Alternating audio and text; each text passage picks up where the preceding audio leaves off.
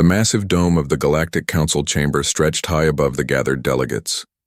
847 different alien species sat in their designated sections, their strange forms creating a sea of colors and shapes that hurt human eyes to look at for too long. At the center of it all, Ambassador Jack Morrison sat with his small human delegation, trying to keep his face calm as the votes kept coming in. The holographic display above the chamber floor showed the running tally in bright blue numbers.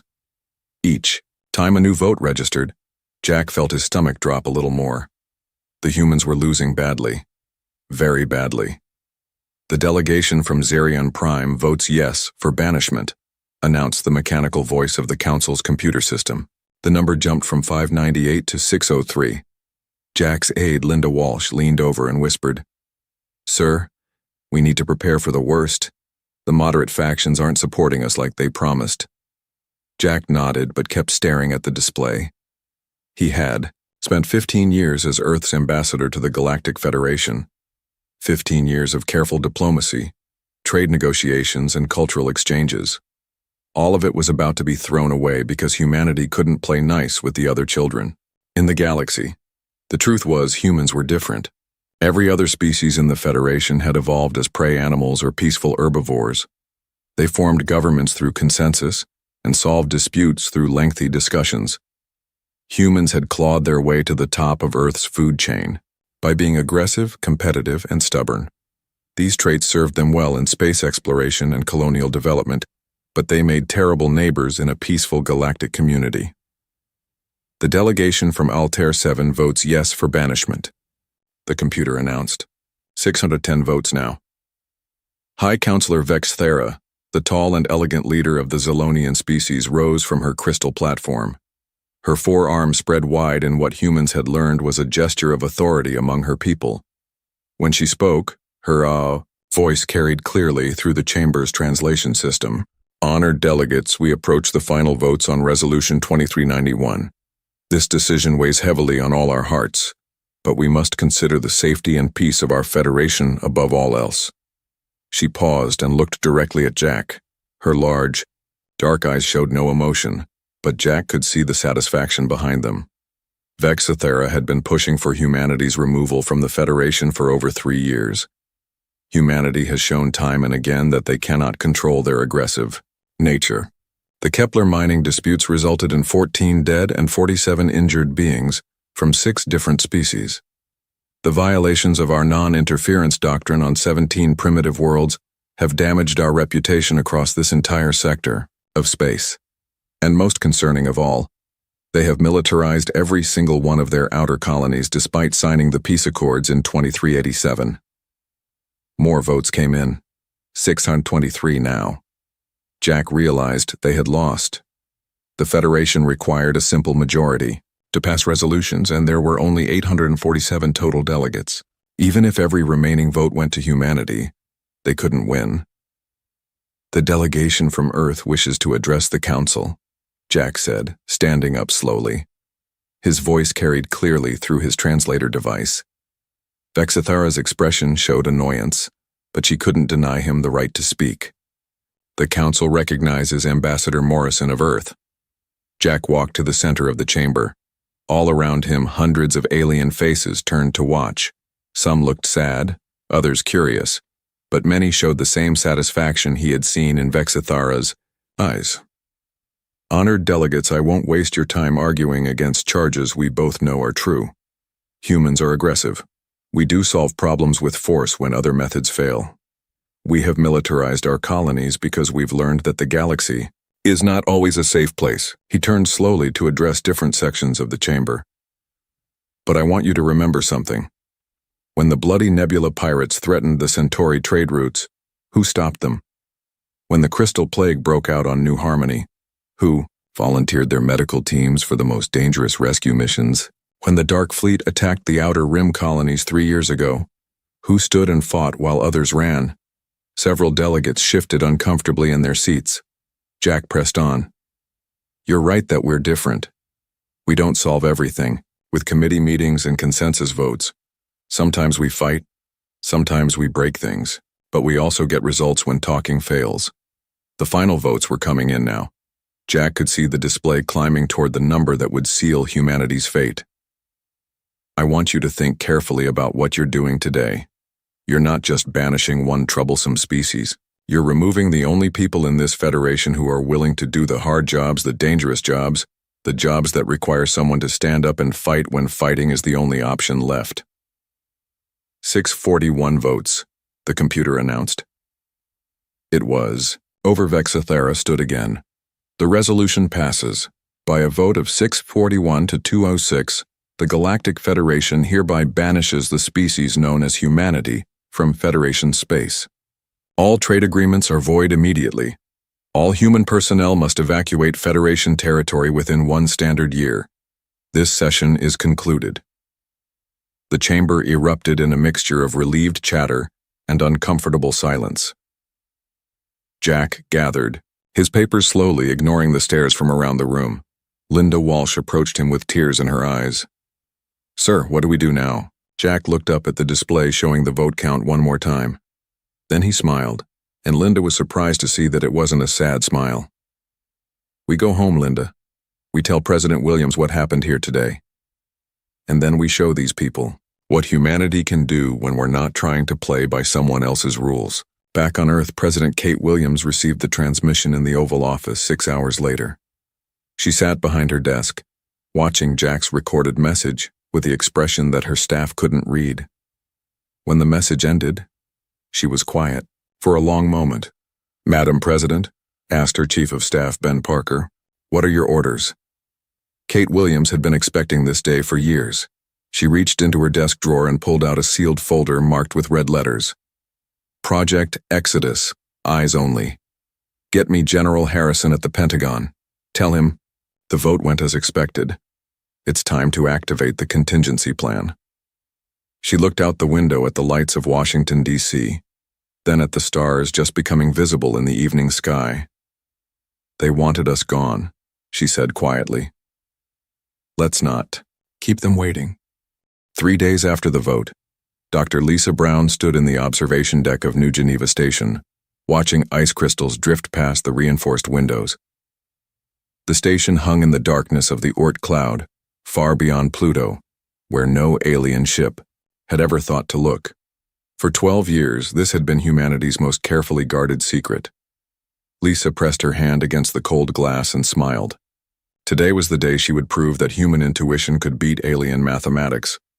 "Dr. Brown, the test chamber is ready," called her assistant, Mike Johnson, from across the lab. Mike was young, barely 30, but he understood her theories, better than scientists twice his age. Lisa walked over to the massive machine that filled most of the lab space. It looked nothing like the elegant jump gate technology the aliens used. Where alien devices were smooth and graceful, this machine was all sharp angles and heavy metal. It hummed with barely contained energy that made the air itself feel thick. "Are you sure about this?" Mike asked, checking the readings on his tablet. "The power levels are way beyond anything we've tested before." "Mike, we've been playing it safe for too long," Lisa said, entering commands into the control panel. "The Federation thinks faster-than-light travel is impossible without their jump gates. They're wrong. They're wrong because they think like prey animals, always looking for the safest path." She pulled up the holographic display showing her calculations. The math looked crazy to anyone trained in Federation science. Where alien equations were neat and orderly, Lisa's work was full of shortcuts and leaps of logic that only made sense to human minds. "Look at this," she said, pointing to a section covered in red numbers. "The aliens calculate every possible outcome before they act. They map every star, every gravity well, every particle of space dust. They think you need perfect information to fold space safely." Mike nodded, though he still looked nervous. "And you think they're overcomplicating it?" "I know they are. Humans have been making impossible jumps for thousands of years. We sailed across oceans without knowing what was on the other side. We flew to the moon when our computers were less powerful than a modern calculator. We don't need perfect information. We need courage and good instincts." Lisa activated the machine. The test object, a small metal cube, sat on a platform at one end of the chamber. According to her calculations, it should appear on the platform at the other end, having traveled through folded space faster than light could cross the same distance. The machine's hum grew louder. Energy readings spiked across all the monitors. Then, with a sound like reality tearing, the cube vanished. For a moment, nothing happened. Mike held his breath. Lisa watched the empty platform with calm confidence. Then the cube appeared on the far platform, exactly where it was supposed to be. "It worked," Mike whispered. "Lisa, it actually worked." Lisa was already at the computer checking the readings. Transit time was 0.3 seconds. The cube traveled 800 meters through folded space while light would have taken nearly 3 microseconds to cover the same distance normally. "We just proved that human-designed faster than light travel is possible." Meanwhile, on Mars, Commander Steve Rogers stood on the observation deck of Olympus shipyards, watching the final hull plates being welded onto humanity's largest ship ever built. The New Horizon stretched nearly 2 kilometers from bow to stern, its hull black as space and bristling with weapon systems that would make Federation peacekeepers faint. "She's beautiful," said Chief Engineer Carol Davis, joining Steve at the window.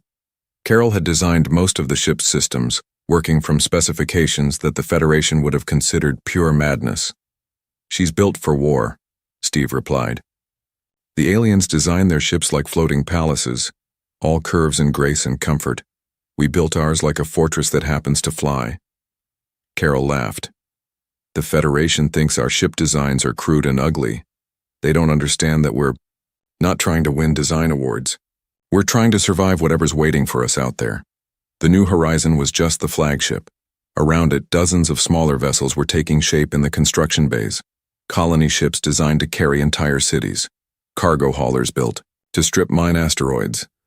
Science vessels equipped for long-range exploration. And warships, lots of warships, because humans had learned that space was not a friendly place. "How many people know what we're really building here?" Steve asked. "Maybe 50 across all the projects," Carol said. "President Williams has kept this tighter than nuclear secrets. Even most of the workers think they're building ships for deep space exploration."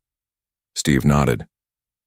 The cover story was that humanity was preparing for a major expansion into unexplored systems. It wasn't exactly a lie. They were planning to explore new systems. They just weren't planning to ask the Federation's permission first. On Titan, Administrator Amy Foster was dealing with a different kind of preparation. Her job was coordinating the logistics of moving 12 billion people and all their equipment out of Federation space without causing a panic.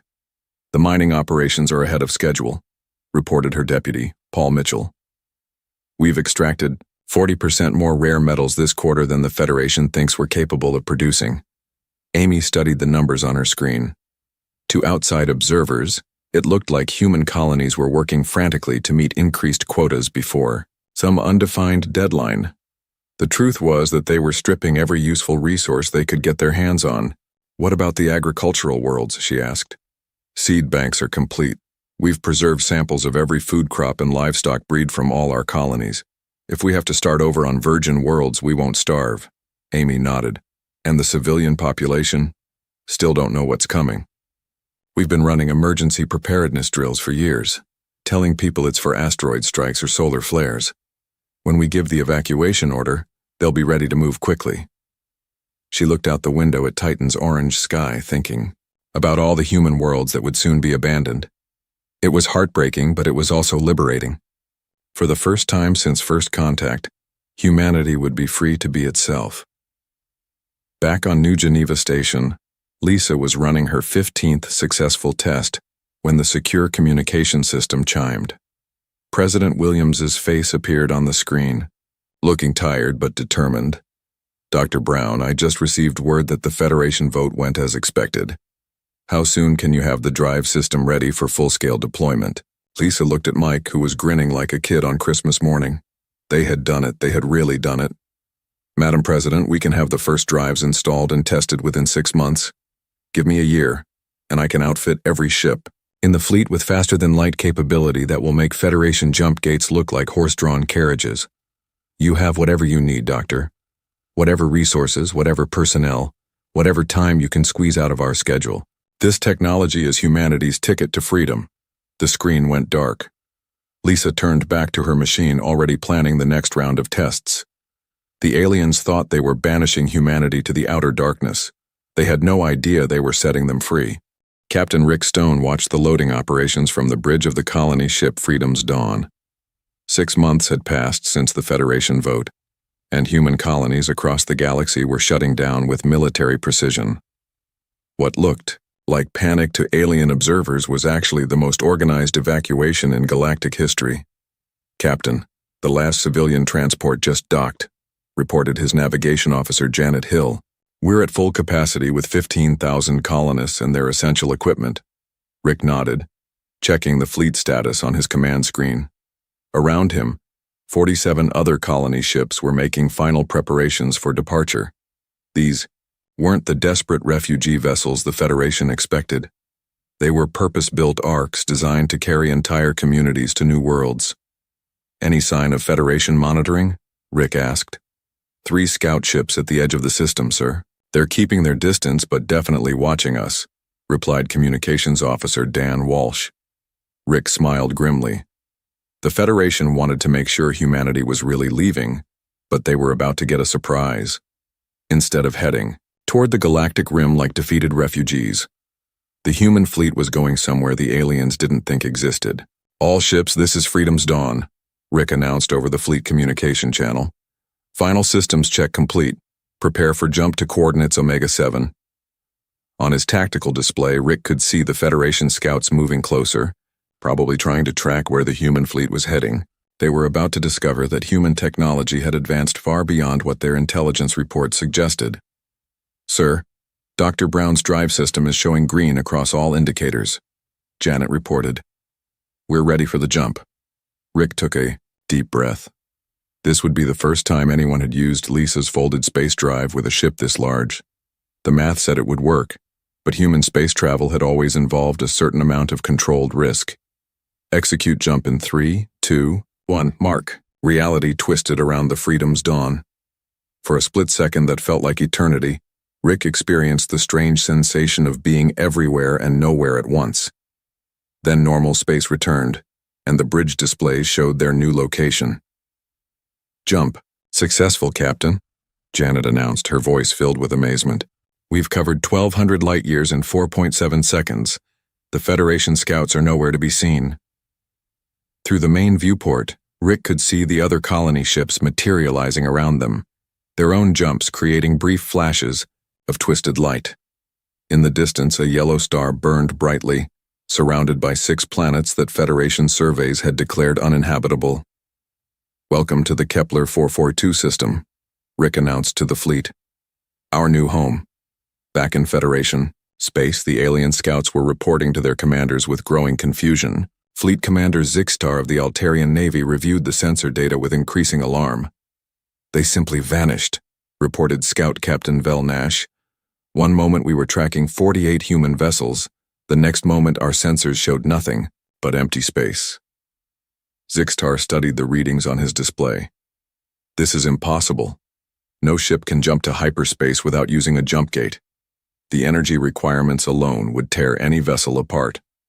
Sir, we've confirmed similar reports from 7 other human colonies.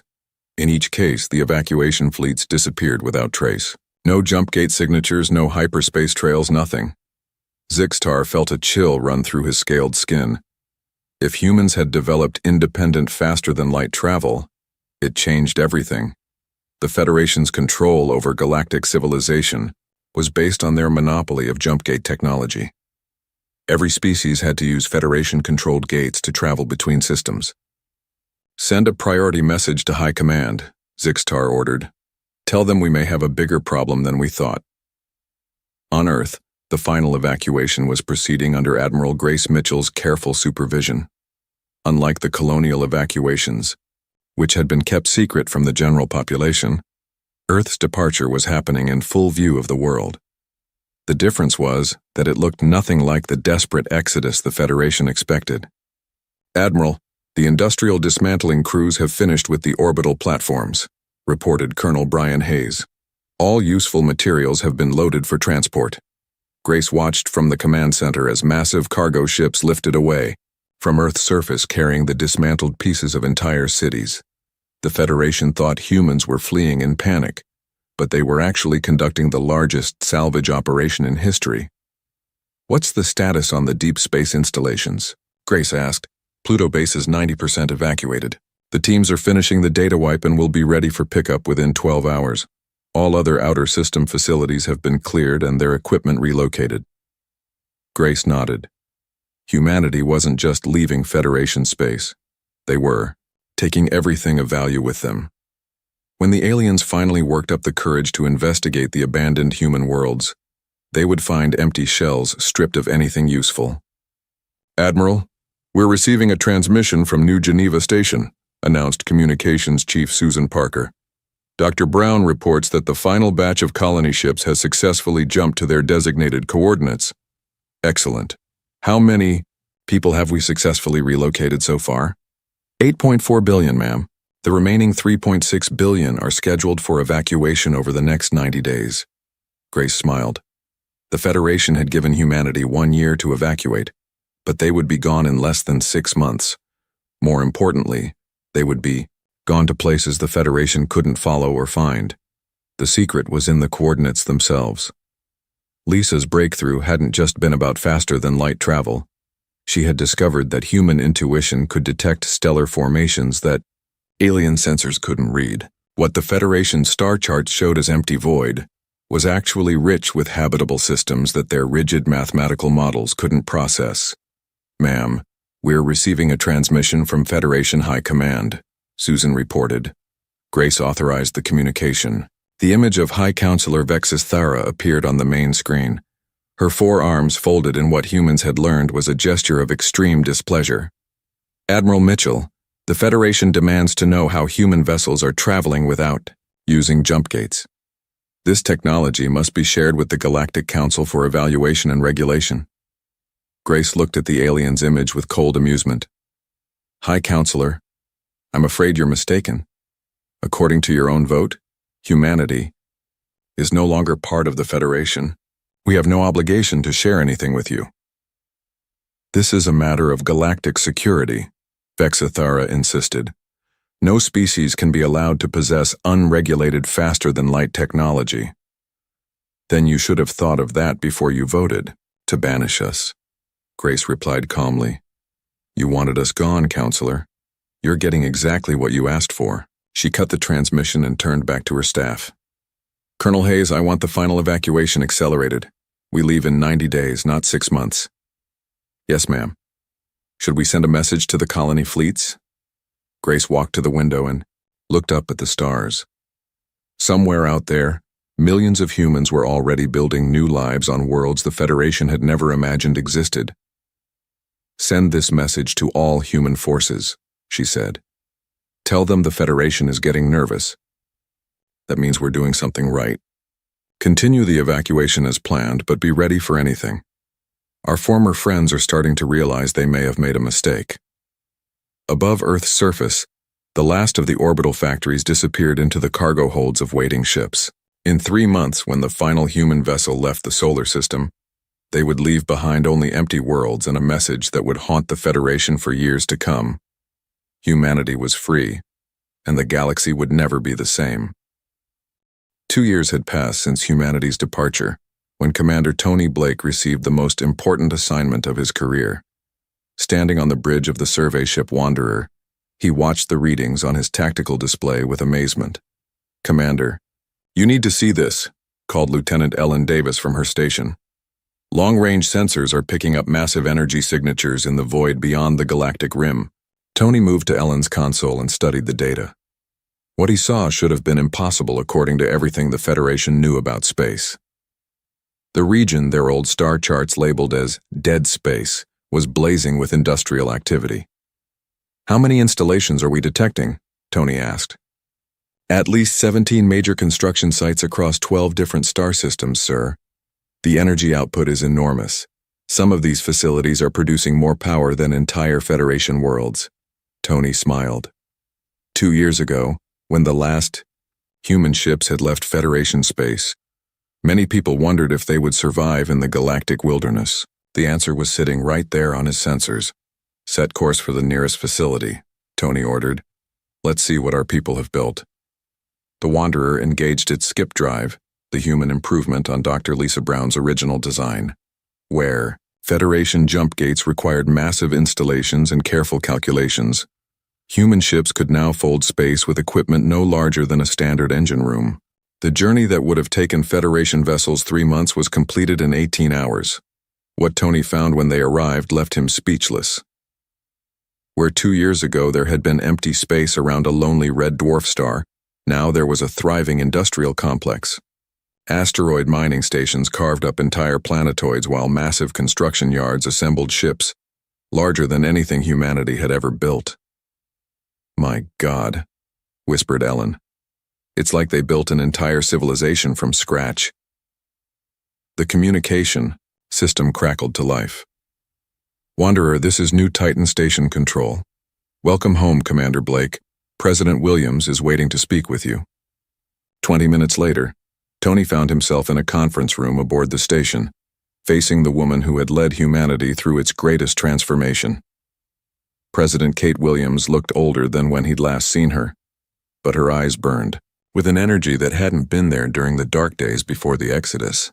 "Commander Blake, I'm glad you could make it out here," she said, gesturing for him to sit. "I wanted you to see what we've accomplished before your next assignment." Through the conference room's windows, Tony could see the vast construction yards where ships took shape. These weren't the elegant vessels the Federation preferred. They were purely functional, built for long voyages and hard work in hostile environments. "Ma'am, this is incredible. How did we build all of this so quickly?" Kate smiled. "It turns out that when you remove bureaucracy and committee meetings from the construction process, things get built remarkably fast. Dr. Brown's skip drive technology means we can move materials and personnel between systems in days instead of months. Our mining operations can strip an asteroid belt in the time it used to take the Federation to survey one." She activated a holographic display showing the locations of human settlements. Tony counted dozens of colonies spread across systems he'd never heard of. The Federation spent centuries mapping space using their rigid scientific methods. Kate continued. "They only found systems that fit their mathematical models. But human intuition can detect stellar formations their sensors miss entirely. We've found habitable worlds in places they swear are impossible." Tony studied the display. "What's our population now?" 12.7 billion, and growing rapidly. Our agricultural worlds are producing food surpluses. Our industrial centers are exceeding all projections. And our research facilities are making breakthrough discoveries almost weekly." She switched the display to show comparative production figures. "Commander, we're now producing more advanced technology, rare metals, and manufactured goods than we ever did as part of the Federation. Without their regulations and trade restrictions, human innovation has exploded." Tony felt a surge of pride, but he could see something troubled in the president's expression. "Ma'am, what's my next assignment?" Kate's face grew serious. "We've been monitoring Federation communications. Things are not going well for our former friends. Without human industrial capacity, their supply chains are collapsing. The Kepler mining operation they seized is producing less than 30% of what our people achieved." She called up another display showing Federation space. Red warning indicators marked dozens of systems. Worse, pirate attacks on Federation colonies have increased by 400%. It seems our colonial defense force was more effective at maintaining galactic peace than anyone realized. Tony nodded. The Federation had always complained about human military methods, calling them crude and excessive. But those same methods had kept trade routes safe and colonies protected. "There's something else," Kate continued. 3 Federation member species have formally requested permission to open diplomatic relations with us. The Corvan Republic, the Centauri Alliance, and even some of the moderate Altarian factions are questioning the wisdom of the banishment vote. "What about the Zolonians?" Kate's expression hardened. "High Counselor Vexithera is facing a crisis of her own. Without human protection, Zolonian outer colonies have been hit hard by raiders. Their perfect consensus-based government is struggling to make the quick decisions necessary for effective defense." She stood and walked to the window. "Tony, I'm sending you and the Wanderer on a deep reconnaissance mission. I want detailed intelligence on Federation military capabilities, economic stability, and political cohesion. Something tells me we're going to need that information soon. Before Tony could ask what she meant, an alarm sounded throughout the station. Kate activated her emergency communicator. "This is President Williams. Report." "Ma'am, this is Deep Space. Monitor Station 7, came the urgent reply. "We're detecting massive unidentified contacts entering the galactic rim. Energy signatures don't match any known Federation or human vessels." Kate and Tony exchanged glances. "How many contacts?" Kate asked. "At least 200 ships, ma'am. They're moving in formation toward the inner Federation systems. Their weapon signatures are significant." Kate closed her eyes for a moment. When she opened them, Tony could see the leader who had guided humanity through its exodus. "Commander Blake, your mission just changed. Take the Wanderer and get to Federation space as fast as your skip drive will carry you. Find out who these new players are and what they want." "Ma'am, should I make contact with Federation authorities?" Kate considered this. "Not yet. Observe and report first. But Tony, if these unknowns prove hostile to the Federation, remember something. We may have our differences with our former neighbors, but they're still the closest thing to civilization this galaxy has." Tony saluted and headed for the door. As he left, he heard Kate speaking into her communicator. "Get me Admiral Mitchell and the Defense Council. It looks like humanity's exile might be ending sooner than we planned." 6 hours later, the Wanderer jumped toward Federation space carrying news that would change everything. Behind them, the lights of New Titan Station continued their work of building humanity's future among the stars. In the depths of space, 200 alien ships moved toward Federation territory, with weapons charged and intentions unknown.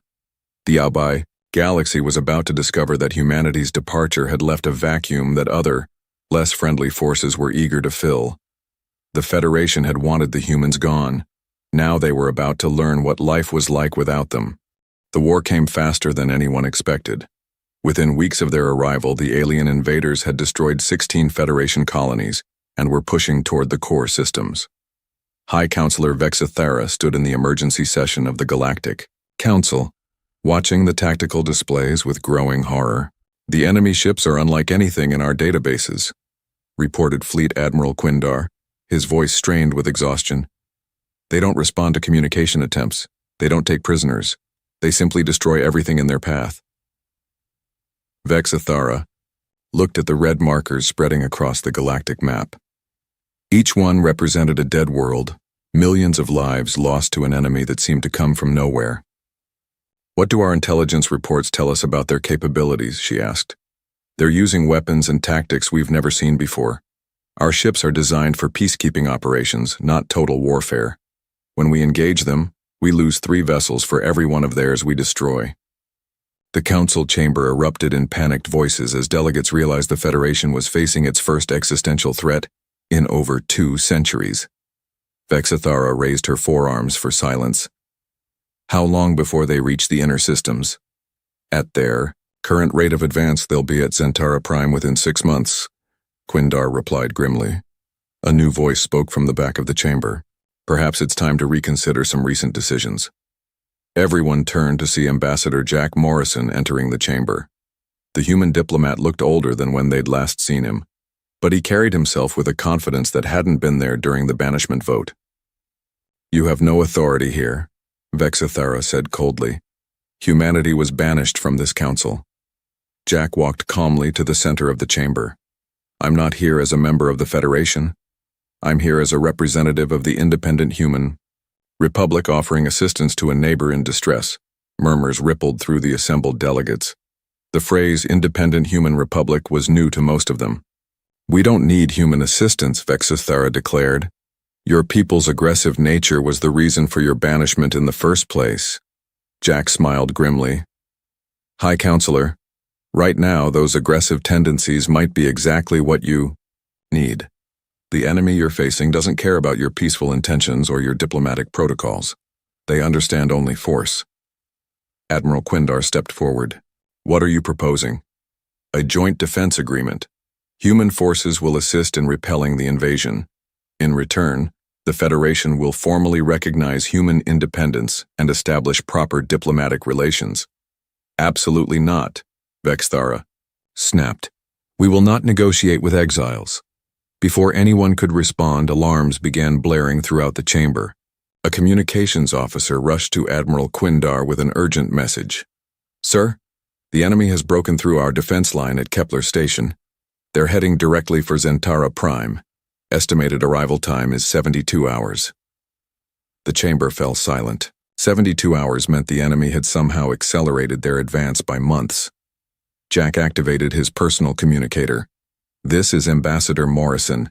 Execute Operation Homecoming. Through the chamber's massive windows, impossible lights began, appearing in space around Zentara Prime. Ships materialized from folded space, dozens of them, then hundreds. But these weren't the elegant Federation vessels or the crude human ships the Council remembered. These were something entirely new. Captain, Helen Murphy stood on the bridge of the battleship Defiant, watching Zentara Prime grow larger on her main screen. Around her, the human task force deployed in formations that would have been impossible with traditional jump gate technology. All ships report ready for combat, Captain, announced her tactical officer, Lieutenant Mark Taylor. The enemy fleet is still 6 hours out. Helen studied the tactical display. The alien invaders numbered over 400 ships, far more than the 200 originally detected. They had been gathering reinforcements during their advance through Federation space. What's the status of our Federation liaison? Admiral Quindar is aboard his flagship, maintaining communication silence as requested. He's still not entirely convinced our tactics will work. Helen understood the Admiral's skepticism. Federation military doctrine emphasized defensive formations and gradual attrition. Human combat philosophy was based on aggressive offense and overwhelming firepower, applied at the enemy's weakest points. Signal the fleet. We engage the enemy as planned. Remember, we're not just fighting for ourselves anymore. We're showing the galaxy what humanity has become. The battle began 6 hours later, when the enemy fleet dropped out of hyperspace at the edge of the system. Federation observers watched in amazement as the human ships immediately accelerated toward the invaders, instead of forming defensive lines. What followed was unlike any space battle in galactic history, where Federation tactics relied on long-range, precision weapons and careful maneuvering. Human ships closed to point-blank range and engaged in brutal close-quarters combat. They used ramming attacks, boarding actions, and weapons designed to cause maximum destruction, rather than elegant defeats. Admiral Sam Turner, commanding from the heavy cruiser Liberty, watched his tactical display as human forces tore through the enemy formation. The invaders had expected to face the same cautious Federation fleets they'd been defeating for months. Instead, they found themselves fighting an enemy that matched their own aggressive nature. Enemy flagship is breaking off, reported his communications officer. They're attempting to retreat. Negative, Sam replied. All ships, pursue and destroy. We don't let any of them escape to report back to wherever they came from. The battle ended 12 hours later with the complete destruction of the enemy fleet. Not a single invader ship escaped the system. The cost to human forces was 18 ships destroyed and 43 damaged, losses that would have been considered catastrophic by Federation standards, but were acceptable to military minds trained in total warfare.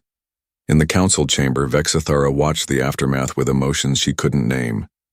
The humans had done in 12 hours what Federation forces had failed to accomplish in months of fighting. Jack Morrison approached her with a tablet containing the formal treaty documents. High Counselor, I believe we have some things to discuss. Vexthara looked at the human diplomat, then at the tactical displays showing the wreckage of what had been an unstoppable enemy fleet. What are your terms? Recognition of human independence, formal diplomatic relations, and a mutual defense pact. We're not asking to rejoin the Federation. We're asking to be treated as equals. And if we refuse? Jack glanced toward the windows, where human ships were already beginning rescue operations for Federation survivors. Then you'll face the next crisis alone. And there's always a next crisis. Vexthara took the tablet and began reading. Around her, other council members were doing the same with their own copies. The terms were surprisingly fair considering the circumstances. "There's one thing I don't understand," she said finally. "Why help us at all? We banished you. We treated you as outcasts." Jack's expression softened slightly. "Because underneath, all our differences were neighbors in a dangerous galaxy. Humans have learned that sometimes you need to set aside old grudges to face new threats." 3 days later, the Treaty of Zentara was signed in the same chamber where humanity had been, banished 5 years earlier. President Kate Williams signed for the Independent Human Republic, while High Counselor Vexithera signed for the Galactic Federation. The galaxy had learned that banishing humanity hadn't weakened them. It had set them free to become something greater. And sometimes the neighbors you push away are exactly the ones you need when real trouble comes calling. As the signing ceremony concluded, Kate Williams looked out at the stars and smiled. Humanity had found its place in the galaxy, not as subjects or supplicants, but as equals who had earned their respect the hard way. The Federation had voted to banish Earth. Humanity hadn't waited to be told twice. And in the end, that independence had saved them all. Dr. Sarah Chen stood in the control room of the Deep Space Listening Array, staring at the screens with disbelief painted across her face. For 3 weeks, her team had been tracking something impossible. The data made no sense at first, just random patterns in the cosmic background noise. But now, after running the analysis 17 times, the truth was undeniable. The galaxy was talking, and Earth had never been invited to the conversation. "Run it again," Sarah said quietly. Her assistant, David Park, looked at her with tired eyes. They had been at this for 18 hours straight. "Sarah, we've checked everything. The patterns are real. Those are artificial signals, hundreds of them, maybe thousands.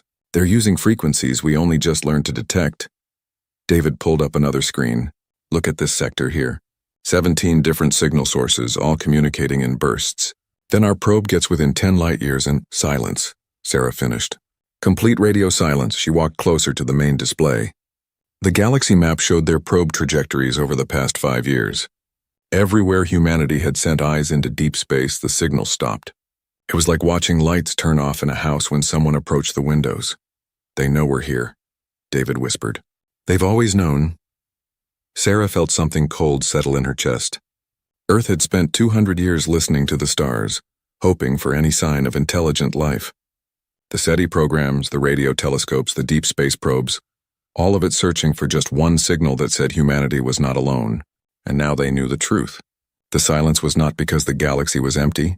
The silence was because the galaxy was hiding from them. "Get me Director Morrison," Sarah said, "and then call the UN Stellar Council. They need to see this. All of it." The meeting 3 days later brought together representatives from every major nation on Earth. The UN Stellar Council had been formed 20 years earlier, when humanity achieved its first working faster-than-light drive. Now they sat in a secure chamber beneath Geneva, watching Sarah's presentation with growing horror. "They've been watching us," Sarah explained, pointing to the data streams. "For decades, maybe longer. Every time we send out a probe, they go quiet. Every time we scan a new sector, the communications cease. This is not random. This is coordinated." Admiral Marcus Webb leaned forward in his seat. He was a veteran of the Mars conflicts and now commanded Earth's small but growing defense fleet. His weathered face showed years of hard decisions. "You're saying they're afraid of us? Or disgusted by us?" said Ambassador Chen Li from the Chinese delegation. "We have to consider why they would hide. What have they seen?" The room fell silent. Everyone knew what humanity's history looked like from the outside. The wars, the nuclear weapons, the environmental destruction, the countless conflicts that had nearly destroyed their own world. Earth had only achieved true unity after the Mars conflicts almost tore the solar system apart. That was barely 30 years ago. "The broadcast problem," said Dr. Yuki Tanaka, the Council's chief sinologist. "We've been pumping radio and television signals into space for over 200 years. All our wars, our violence, our worst moments, broadcast to anyone listening. They've seen everything. So we're the scary ones," David said from the back of the room. "We're the monsters in the galactic neighborhood." Admiral Webb stood up slowly. "Then they've made a mistake. They've treated us like a threat without ever giving us a chance to prove otherwise. They've kept us isolated, alone, scared that we were the last intelligent life in the universe. That's not protection. That's a prison. What are you suggesting, Admiral? Asked Secretary General Amara Okafor, who led the council. Webb looked around the room, his eyes hard. I'm suggesting we stop asking for permission to exist. We know they're out there now. We know they've been hiding from us. So let's give them something they can't hide from. You want to send a message? Sarah said, understanding dawning on her face. Not a plea. Not a request for contact. A warning. Webb pulled up a star chart. We have quantum communication technology now. We can send a signal that will reach every corner of the galaxy simultaneously, a message they can't ignore. That could be seen as aggressive, Ambassador Chen Li warned. We could start a war before we've even made first contact. They started this by treating us like criminals before we committed any crime, Webb replied. But I'm not talking about threats of violence. I'm talking about stating facts. They've been watching us, fine. Now we're watching them, and we're done waiting for an invitation. The debate lasted for hours. Some argued for caution, for trying to send peaceful signals first. Others agreed with Webb that humanity needed to show strength, not weakness. Sarah listened to all of it, her mind racing through possibilities and consequences. Finally, Secretary General Okafor called for a vote. The room divided sharply, but in the end, Webb's proposal carried by a narrow margin. They would send the message. Sarah spent the next 2 weeks crafting it with a team of linguists, scientists, and diplomats.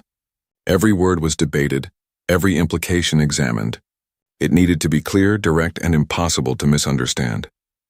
It needed to show that humanity was not asking for permission anymore. The final version was simple and devastating. On a cold morning in Geneva, Sarah stood in the Quantum Communication Center, her hand hovering over the transmission button. The message was loaded and ready. It would reach every detectable civilization in the galaxy within seconds, carried on quantum-entangled particles that would appear simultaneously across space. Admiral Webb stood beside her. Are you ready, Doctor? Sarah thought about all those years of silence, all those decades of searching, hoping, wondering if humanity was truly alone, and now she knew the truth. They had never been alone. They had been abandoned, judged and found wanting before they ever had a chance to speak for themselves. Yes, she said. I'm ready. She pressed the button. The message went out instantly, flooding across the galaxy on frequencies that every technological civilization would be monitoring. Sarah imagined it arriving on 1,000 worlds in 1,000 different forms of consciousness, all reading the same words at the same moment. We know you're there. We know you've been watching. We know why you've kept us in the dark. This is not a plea for contact. This is a warning, we're coming. Humanity will take its place among the stars, with or without your permission. You have 1 Earth year to respond. The control room was silent after the transmission completed. No one spoke. They had just announced humanity's presence to the entire galaxy in the most dramatic way possible. There was no taking it back now. What do you think they'll do? David asked quietly. Sarah looked at the star chart surrounding them, at the thousands of points of light that now knew humanity existed and was no longer willing to hide. I don't know, she admitted, but we're about to find out if the galaxy is ready for us. And if they're not, she glanced at Admiral Webb, who stood with his arms crossed, staring at the stars with determination in his eyes. Then they should have thought about that before they left us in the dark. The message arrived during a regular session of the Galactic Consensus.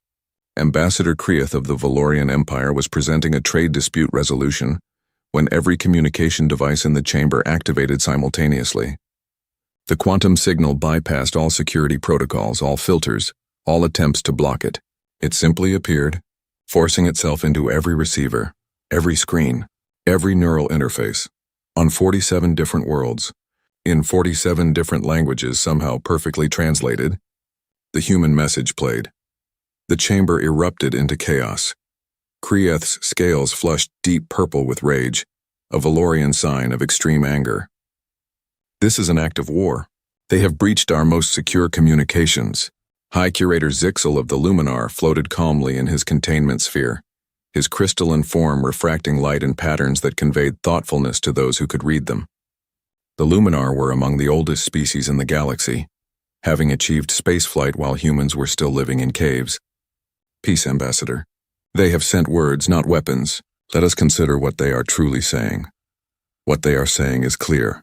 hissed Vressa of the Kastari, her feathered crests raised in alarm. They know. They know we have been monitoring them. They know about the quarantine. The consensus chamber fell into an uncomfortable silence. For 347 Earth years, they had maintained the quarantine protocol on humanity. Every species in the consensus had agreed to it after reviewing the evidence.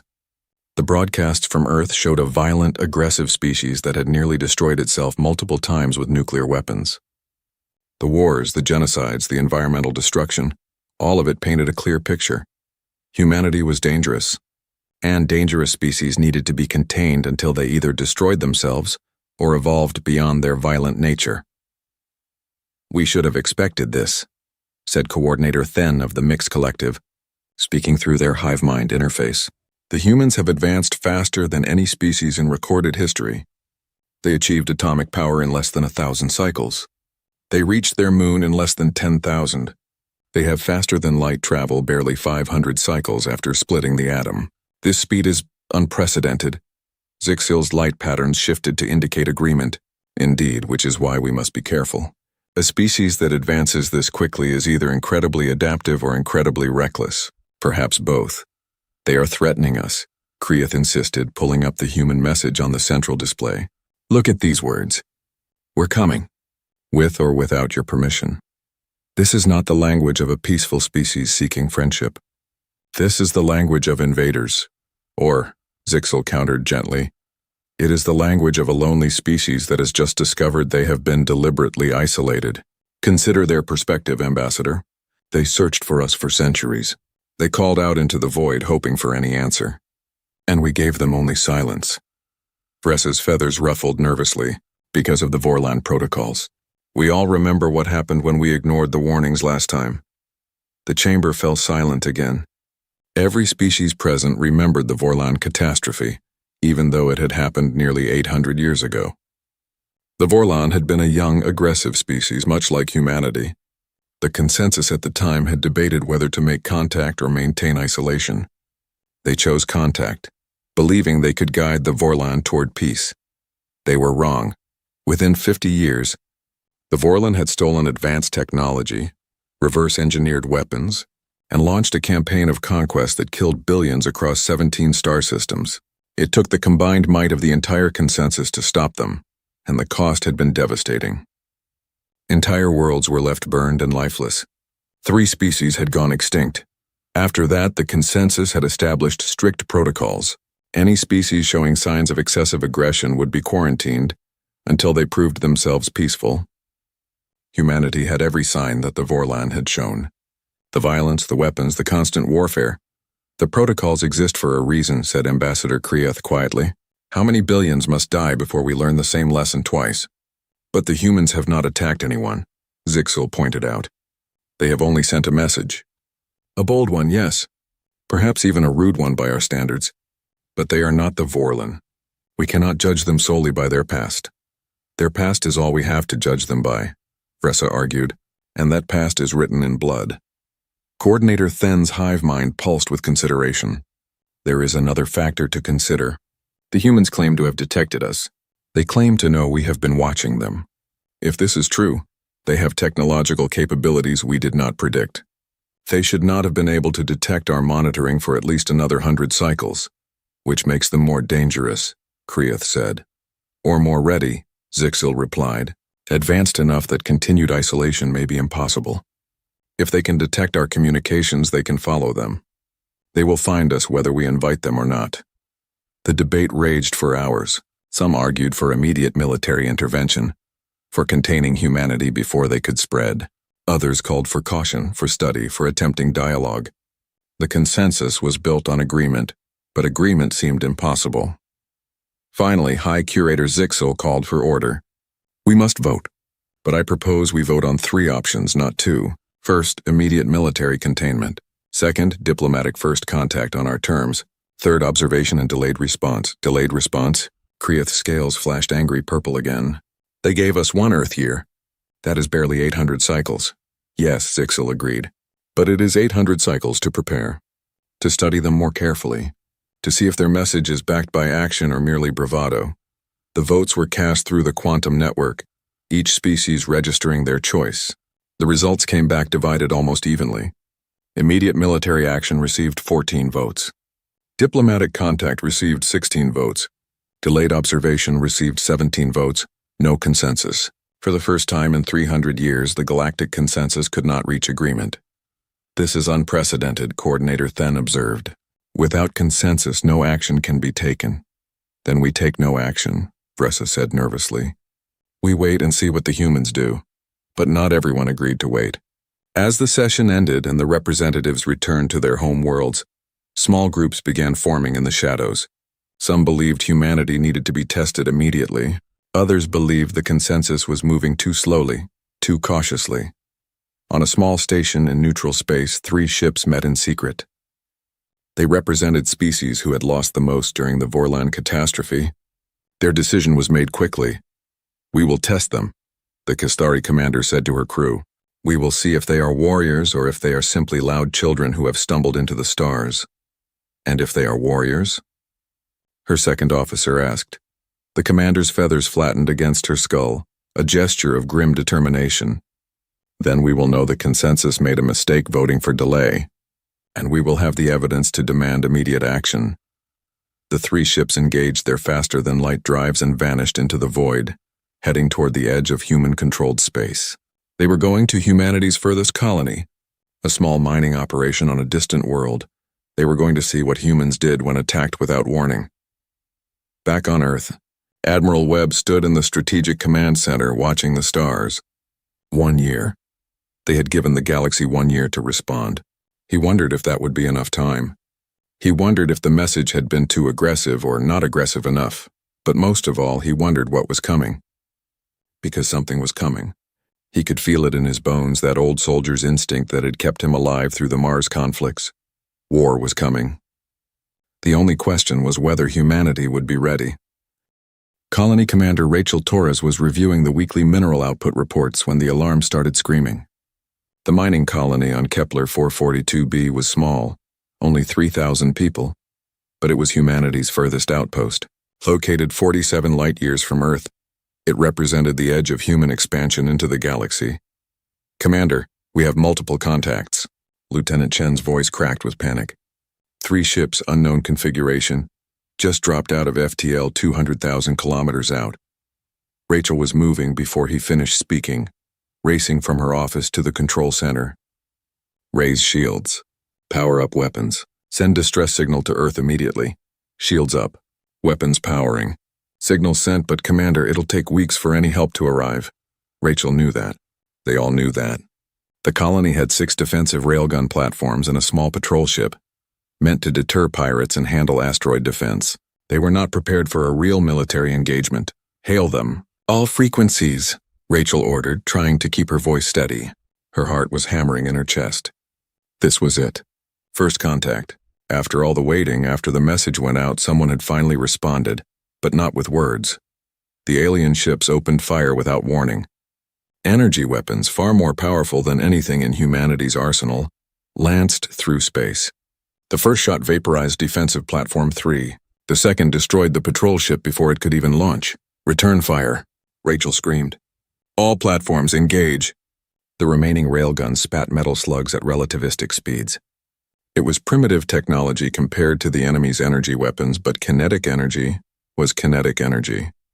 One shot struck an alien ship's shield and bounced off harmlessly. Commander, their shields are too strong. Our weapons aren't penetrating. Another energy blast destroyed Platform 5. The colony's shield flickered under the assault. They had maybe 2 minutes before it failed completely. Rachel's mind raced. They couldn't fight these ships. They couldn't run. But she'd be damned if she just let them destroy the colony without making them pay a price. Get everyone to the emergency bunkers. Now. She pulled up the colony's systems, her fingers flying across the controls. Chen, I need you to evacuate the control center. Commander, what are you doing? Winning. Rachel's voice was cold. By losing. The colony existed to process ore from the asteroid belt. Massive refineries turned raw materials into pure metals and rare earth elements. The main processor was the size of a skyscraper, filled with volatile chemicals and superheated materials. And it could move. It had engines to adjust its orbit for optimal mining positions.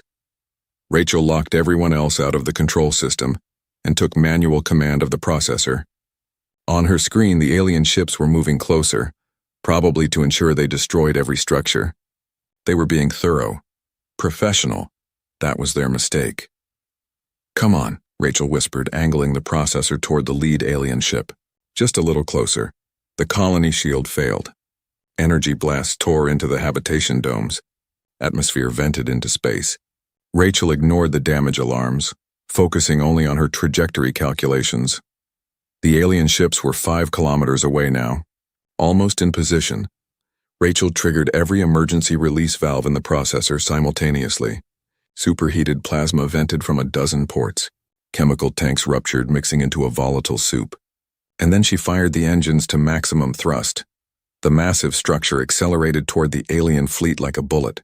A very large, very explosive bullet. The aliens tried to change course, but they were too close.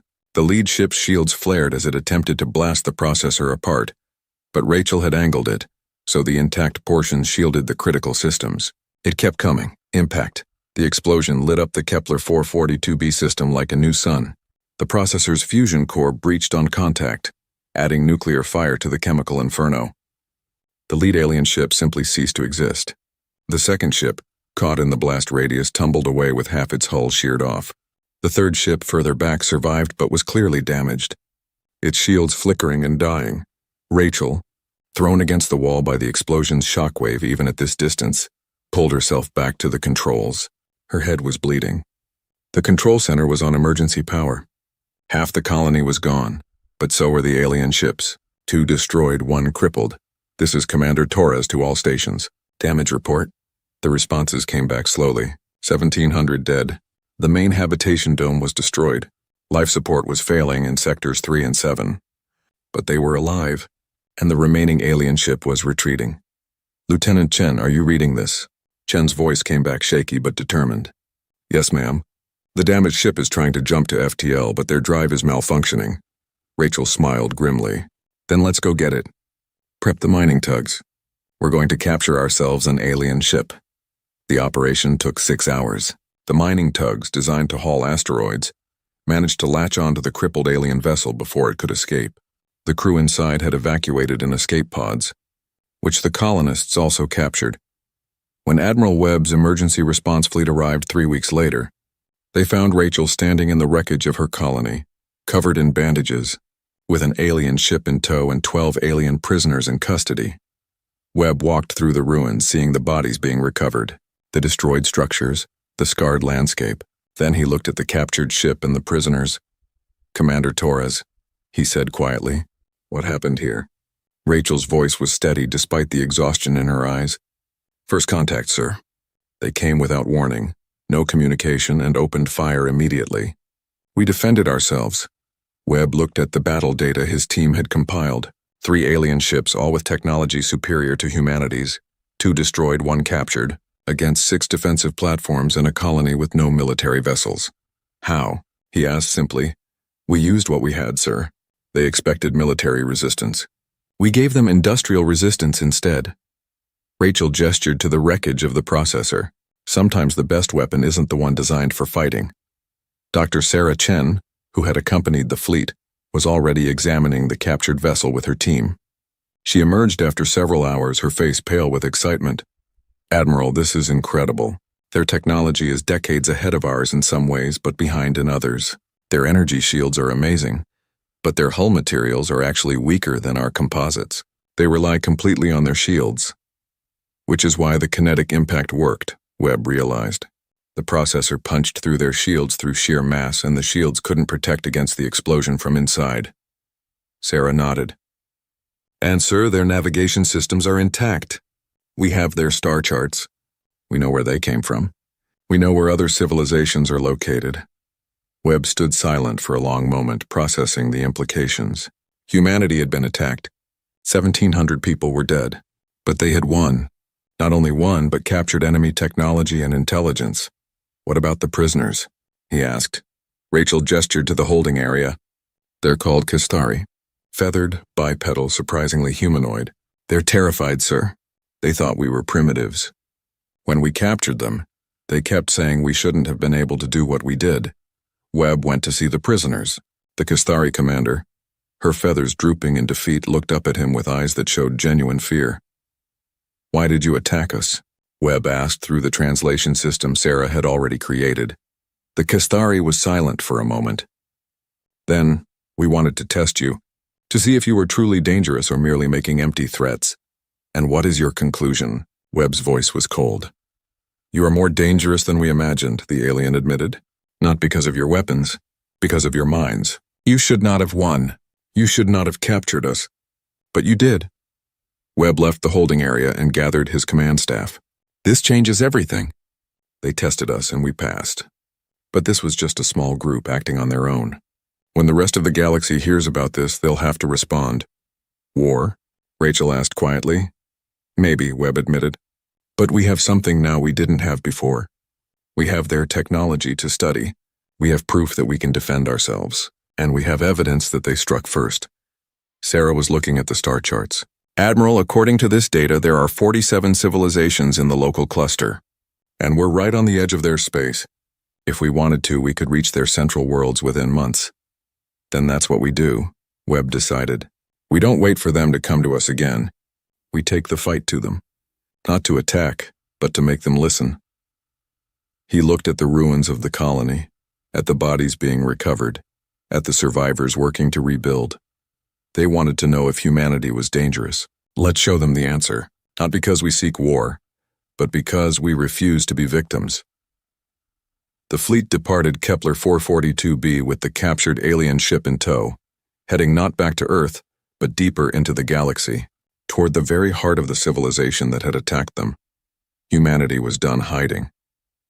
Humanity was done waiting, just like the message said. They were coming.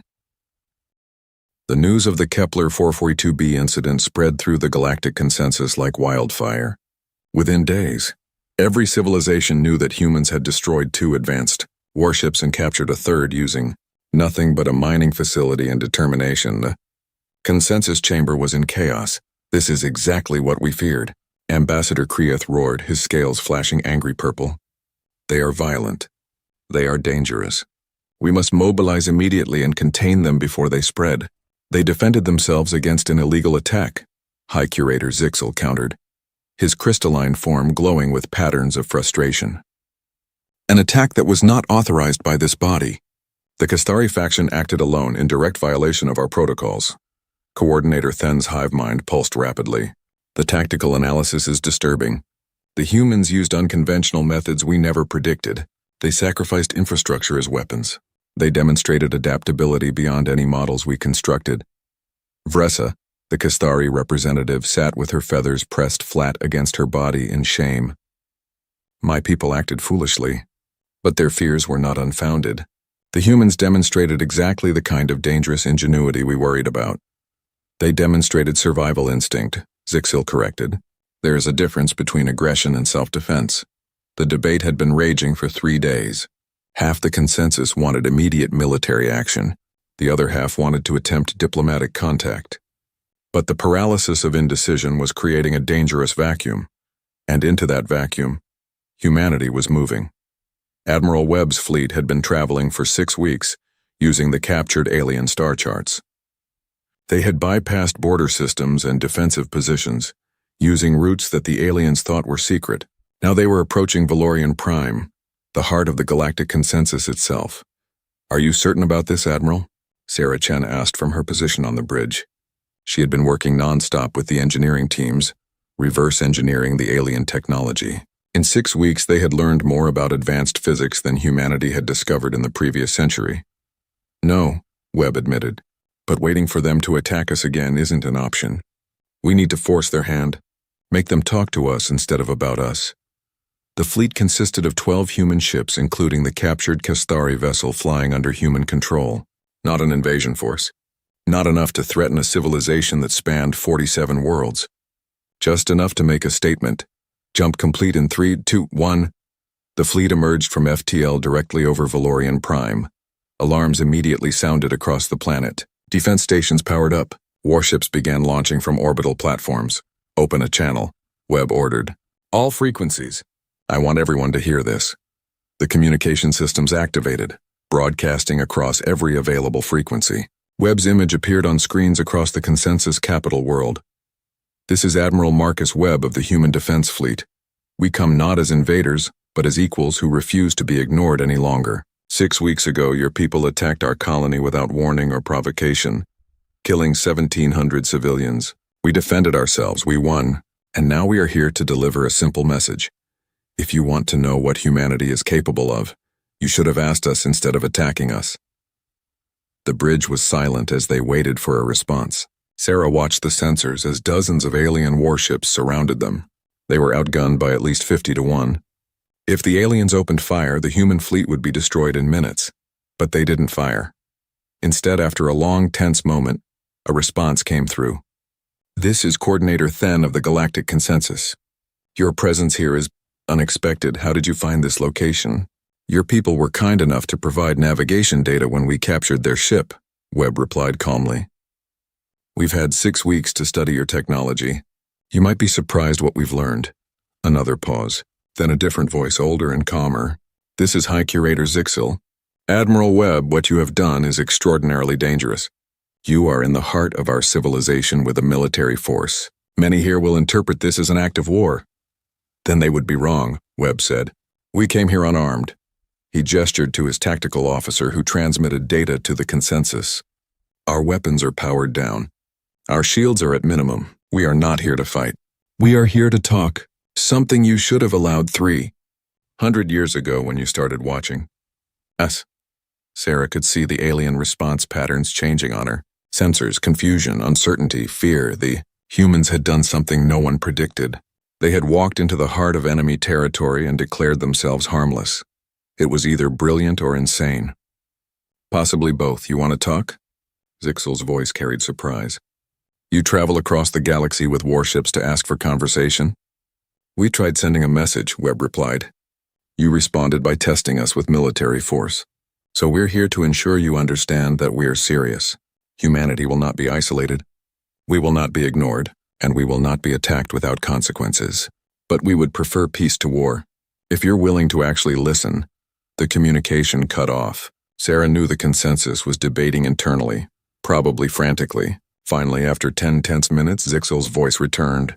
The consensus has agreed to grant you an audience. You and a small delegation will be allowed to land on Valorian Prime under a flag of truce. But Admiral, understand that you are taking an enormous risk. Many here want you dead. Understood, Webb said. We'll take that risk. Because talking is always better than shooting. 3 hours later, Webb stood in the consensus chamber with Sarah Chen and Commander Torres by his side. The chamber was massive, designed to accommodate dozens of different species, each with their own environmental requirements. Some floated in containment spheres. Others stood on various gravity platforms. The diversity was staggering, but the hostility was universal. Every alien eye, crystal sensor, or other sensory organ was focused on the 3 humans with suspicion and fear. Coordinator Then spoke first through their hive mind interface. Humans, you stand before the Galactic Consensus. Explain yourselves. Webb stepped forward. We stand here because you gave us no choice. For over 300 years, you watched us. You judged us. You decided we were too dangerous to contact based on our worst moments, but you never gave us a chance to show our best moments. Your worst moments killed billions of your own people, Ambassador Kreath snarled.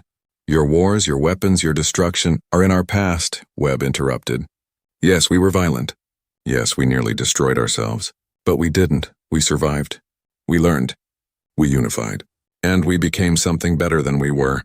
But you never saw that because you stopped watching when it suited your fears. Fressa's feathers rippled nervously. You don't understand. We have seen this before. The Vorlon, but we are not the Vorlon, Sarah said firmly. We are humanity. Judge us by our own actions, not by your trauma from another species. The chamber erupted in angry chatter. Zixel had to pulse bright light patterns to restore order. Humans, you speak boldly for a species that destroyed 2 of our ships. In self-defense, Torres said, speaking for the first time. Her voice carried the weight of someone who had seen her colony burn. Your people attacked us without warning, without even attempting communication. You want to judge humanity by our violent past? Then look at what you just did. You attacked first. Not us. The chamber fell silent at that. Sarah pressed the advantage. You created something called the Vorlon Protocols. Rules to prevent another catastrophe. But those protocols are based on fear, not wisdom. You see violence in a species past and you assume they cannot change. But change is what intelligent life does. We changed. And you never gave us credit for it. How can we trust that you have changed? Coordinator Then asked. You came here with warships. Warships with weapons powered down, Webb pointed out. We came to your capital world, surrounded by your fleets, and declared ourselves peaceful. If we were the monsters you feared, we would have attacked. But we didn't. We asked to talk. Zixil floated forward in his containment sphere. I have reviewed your history carefully since the Kepler incident. Humans, your species fascinates and terrifies in equal measure. You advance faster than any species on record. You adapt to any challenge. You refuse to accept defeat even when it is logical. These traits make you either the galaxy's greatest hope or its greatest threat. Then let us prove which one we are, Sarah said. Give us a chance. Real contact. Real diplomacy. Let us show you what humanity can be when we're not fighting for survival. The debate that followed lasted hours. Species after species stood to speak, some in favor of giving humanity a chance, others demanding immediate military action. Webb, Sarah, and Torres stood through all of it, listening to aliens discuss humanity's fate like it was an academic problem to be solved. Finally, Zixil called for order one last time. The consensus is divided. We cannot agree on whether humanity represents danger or opportunity. Therefore, I propose a compromise. We will grant humanity provisional membership in the consensus. You will be allowed to establish embassies, engage in trade, and participate in our society. But you will be monitored closely. Any sign of Vorlon-like aggression will result in immediate military action. Additionally, we propose that humanity serve a unique role. You will become our bridge builders to other isolated as the warning came from the most unexpected source. Dr. Kalar, a young Luminar scientist who had been fascinated by humanity's rapid advancement, discovered the plan by accident while reviewing stellar monitoring data, a massive energy signature moving through space toward Sol, a signature that matched classified weapons research from 800 years ago, a stellar collapse device. A weapon designed to destabilize a star and cause it to go supernova. Kalar barely took time to gather the evidence before racing to High Curator Zixil's sanctuary. The ancient Luminar listened to the breathless explanation, his crystalline form darkening with horror. How long? Zixil asked. 72 hours until it reaches effective range of Sol, Kalar said. After that, maybe minutes before detonation. And the human fleet? Still 6 days away at maximum faster than light speed. They cannot possibly reach Earth in time. Zixil made a decision that would have been unthinkable a month ago. Contact Admiral Webb immediately. Then prepare every consensus ship within range. We will help them. Because if we let Earth die after granting them membership, we will prove ourselves to be exactly what they feared, cowards and liars. On the bridge of the human flagship, Admiral Webb received the transmission from Kalar with growing cold fury. Behind him, Sarah Chen pulled up the navigation data, her face going pale. 6 days minimum, she confirmed. Even if we push the FTL drives to maximum, we can't make it in time. Then we'll have to do the impossible, Webb said quietly. Again, he pulled up the entire human fleet. 12 ships, all that humanity had in deep space. This is Admiral Webb to all vessels. I'm transmitting emergency data now. There's a weapon heading for Earth that will destroy our sun and kill everyone we've ever known. We have 72 hours to get there, and our current drives say it takes 6 days. So we're going to do something that's never been done. We're going to chain FTL jumps without cooldown. The communication channels erupted with protests. Sir, that's impossible, said Captain Park of the destroyer Valiant. The drives will tear themselves apart. The ships can't handle that kind of stress. They'll have to, Webb said, because the alternative is Earth dies. I'm not ordering anyone to do this. I'm asking for volunteers. Anyone who doesn't want to risk it can head for the nearest station. There was a long silence. Then Captain Park's voice came back. Valiant is with you, Admiral. One by one, every ship in the fleet confirmed. They were all going home. They were all taking the risk. Sarah was already working with the engineering teams across the fleet. If we're going to do this, we need to modify the FTL drives on the fly. Reinforce the containment fields. Reroute power from weapons and life support. Strip everything that isn't essential. Will it work? Webb asked. I don't know, Sarah admitted. The calculations say there's a 60% chance the ships will survive the first jump, 40% for the second. By the third jump, we're down to 10% survival rate. Then we better make sure we can do it in 3 jumps, Webb said grimly. The modifications took 8 precious hours, 8 hours they didn't have. But when they were done, the human ships looked like they'd been through a war. Armor plates removed to reduce mass. Weapon systems stripped for parts. Life support reduced to bare minimum. Everything sacrificed for one goal, speed. All ships report ready, Commander Torres announced. She had insisted on coming despite her injuries from Kepler 442b. Drive cores are charged. Containment fields reinforced. Engineering teams are standing by for emergency repairs. Webb looked at the countdown. 64 hours remaining. Execute jump sequence 1. All ships on my mark. 3, 2, 1, jump. The universe twisted. The ships hurled themselves into faster-than-light space with all safeties disabled. Normally, FTL required a careful balance of exotic matter and energy fields. Push too hard and the ship would rip itself apart. The safety systems were designed to prevent that. Webb had ordered those systems disabled. The first jump was brutal. On the Valiant, Captain Park watched her drive core temperature spike into the red zone. Coolant systems screamed warnings, but she held it together. Valiant reporting. Drive holding. Hull integrity at 87%. Across the fleet, damage reports came in. 2 ships had hull breaches. 1 had lost primary power. But they were all still flying. No cooldown, Webb ordered. Immediate jump 2 on my mark. Admiral, the drives need at least 6 hours to cool. An engineer protested. We don't have 6 hours. Mark, the second jump was worse. The destroyer Courage suffered a catastrophic drive failure mid-jump and fell out of FTL space. Another ship, the frigate Resolution, reported that her containment field was failing. Resolution, this is Webb. Can you make one more jump? Captain Lee's voice came back steady despite the chaos on her ship. One more, sir, maybe. After that, we're dead in space. Then make it count. Jump 3 in 10 seconds. This is for Earth. The third and final jump was hell. The ships that remained pushed their drives far beyond any reasonable limit. Metal screamed. Energy fields fluctuated wildly. On the flagship's bridge, Sarah watched the containment reading spike and fall, dancing on the edge of total failure. And then they emerged into normal space. The Sol system, home. Damage report, Webb barked.